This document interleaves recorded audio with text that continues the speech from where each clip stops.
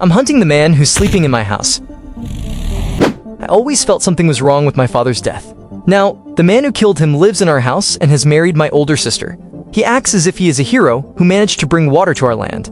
He threatened the water drilling foreman by accusing him of being my father's murderer just to get him to install water pipes to our land. A few days later, the water actually flowed and he started planting crops. He feels this land is now completely his.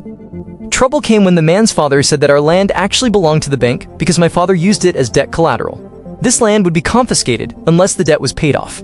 The man panicked and started using dirty methods. He went to an old neighbor and tricked that man into taking his baby to a criminal gang. It turned out he actually sold that poor baby for money. Our neighbor was shot dead while trying to fight back, while the man escaped with the money. Our transport robot was also hit by gunfire, and its program became corrupted. Robot walked itself back to its manufacturer in the city.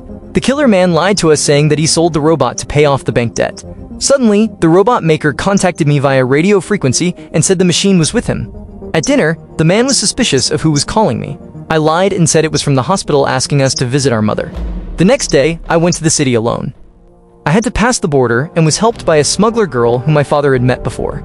I reached the factory and saw my robot in a destroyed state. The maker showed me the robot's eye sensor part, which turned out to record everything it had ever seen. He connected the sensor to a monitor screen so I could see what actually happened. My heart felt like it stopped beating when I saw the footage on the screen. I saw the man currently living in my house stealing the robot. And what most destroyed my soul, I saw with my own eyes how he hit my father's head with a stone, tied him to the machine, and let him be dragged to death. I went home with a deep, suppressed rage. I brought the robot back and lied saying the machine suddenly appeared in front of the house. The man was very shocked because he thought the robot was destroyed. He lied again and said maybe the neighbor who died returned it. We went hunting deer in the field, and he blamed his rifle for being broken because he failed to shoot.